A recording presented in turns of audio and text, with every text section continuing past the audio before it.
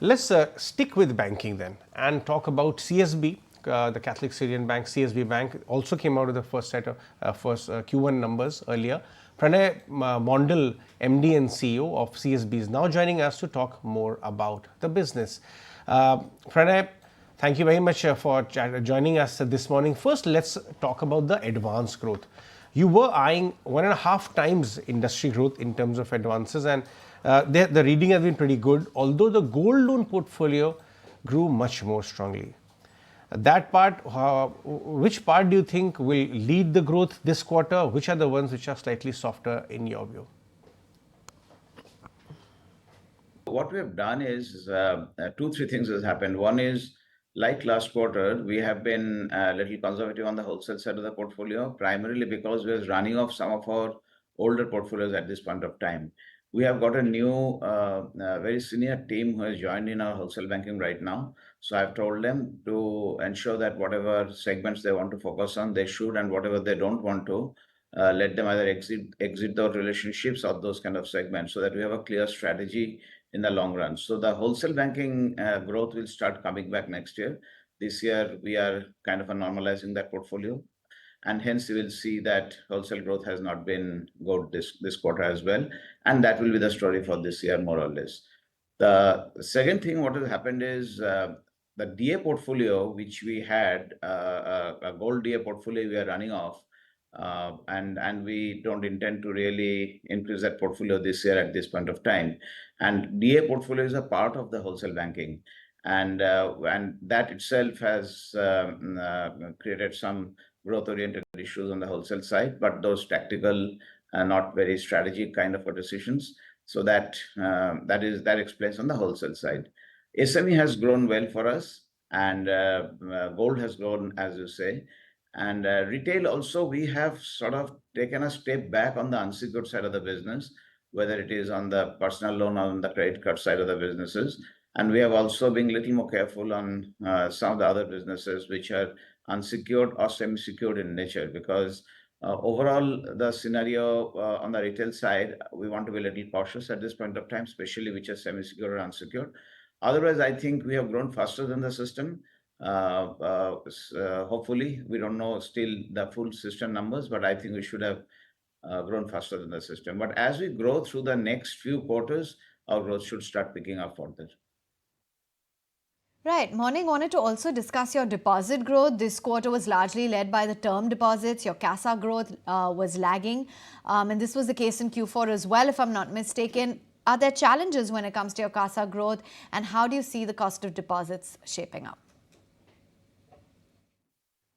I think the overall system has a little bit of a challenge on CASA because of two reasons. One is still the deposit rates are higher, and also because there are more efficient instruments right now for people to use CA and SA, by which the reason for keeping high balances on CASA is coming down, like CMS, UPI on the savings side, and those kind of points. And people are putting money somewhere else also. So I think that's broadly the industry phenomena. The industry has also come down by 400 to 500 basis points. And we have come down a little more than that. Also, but I've always said that we are still building the CASA franchise. We still don't have a detailed, robust CASA franchise. We are investing a lot into technology. We are investing a lot into products, processes, etc. Building a CASA franchise needs a 360-degree view of the customer with all products, services, and distribution. We are growing our pan-India presence. We are getting into those markets which have larger liability and CASA kind of opportunities. So given that perspective, I think you will see our CASA franchise starting to pick up only FY26 onwards. Even FY25 will be a muted CASA for us. And the reason I said that we are building the technology, products, processes around it. Right. Pralay, recently we also saw a block deal where FIH Holdings sold some stakes. So has the fund fully exited? At the same time, some marquee names like Amansa Holding, Ashoka Holdings, Abu Dhabi Investments. What kind of discussions have you been having with these investors? Yeah, so I think the block deal which you saw was a part of the regulatory compliance which the promoter group Fairfax had to do. They had to bring down their stakes to 40%. Given a choice, they wouldn't have, but I think it was a part of a regulatory kind of a process which they had to flow in the glide path which they had. And we knew that this has to happen. The good news is that we have got very strong hands and very strong investors who has come in, which actually talks about the trust and faith which some of these market investors have on the bank's long-term vision. We are not looking at anything next quarter or next year. What we are building is our SBS 2030 next 4-5 years vision. And I think some of the investors, when they came, engaged, talked to us, I mean, these are big names, right? Guardia, amongst then Oaktree, DSP. I mean, there are many such very marquee names out there. And all ICICI Pro, Sundaram, I mean, these are very big names. So from that perspective, I think we have been able to tell our story and people are believing in them. Of course, we have to deliver that because they are long-term investors. They want to see how we are building the franchise. And I think what they liked is that we are not playing short-term in terms of next quarter or next year. We are building a sustainable long-term mid-sector bank, which I think they liked it. And of course, now is the onus on us to deliver. Right.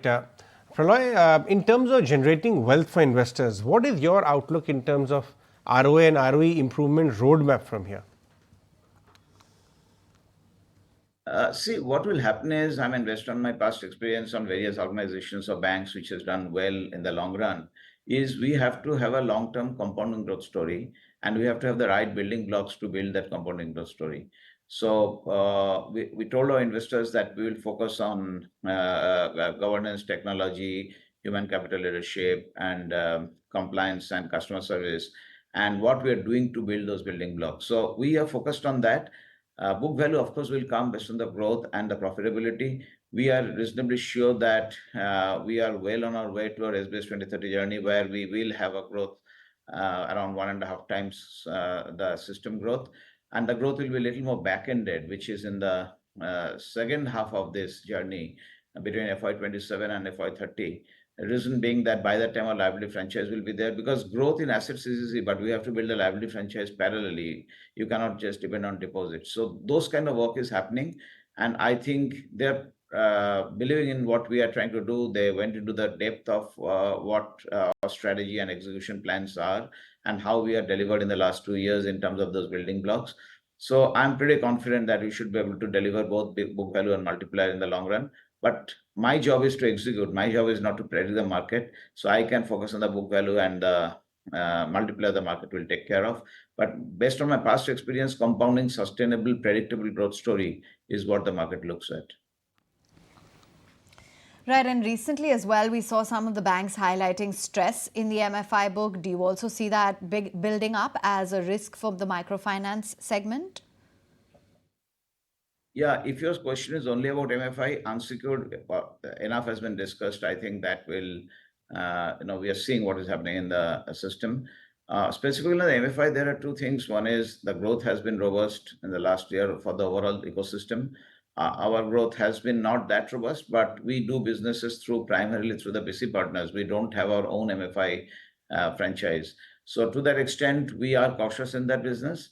Especially due to various policies which has got implemented and things like that. So we have to ensure that we follow those processes properly, and we ensure that our BCs are following those things right, like the FOIR kind of a calculation or some of the other things which has happened on the MFI side. So to that extent, yes, we have not really grown that much in MFI. And you can say that's part of our cautious approach we are taking. And we are watching the market. And especially because we don't have our own MFI franchise, we are doing it through BC partners. So yes, we are cautious on that segment right now. Right, understandably so. But, last quarter we saw a sharp spike in slippages as well, but you were confident about the positive outcome from the account. What's the progress there? Do you see more such one-off events in the first quarter?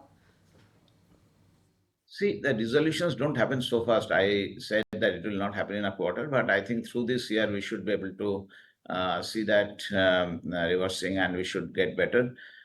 We are working on that, and we are pretty confident that we'll be able to manage that.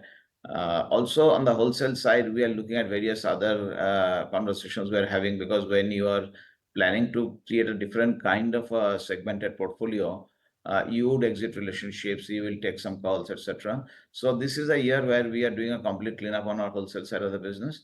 And next year, so that next year onwards on a clean slate, the wholesale team which has joined us can grow the business. So to that extent, it could be a slightly aberration for us on the wholesale side, both in terms of growth as well as in terms of the slippages which we may see. But that is not much. That will not really impact. I mean, at the end of the day, last quarter we ended below 1.5, right, gross, and below around 0.5 in net. So, and credit cost was still close to zero. So to that extent, I think if you can manage a credit cost close to even 10 basis points, that's a good performance. So we are okay with that. But yes, specifically on your question, we are going to manage that account well, but that should happen in the next few quarters. All right, Mr. Mondal, we'll let you go on that one. Thanks so much for joining us on the show. If you like this video, then like, share and subscribe to ET Now.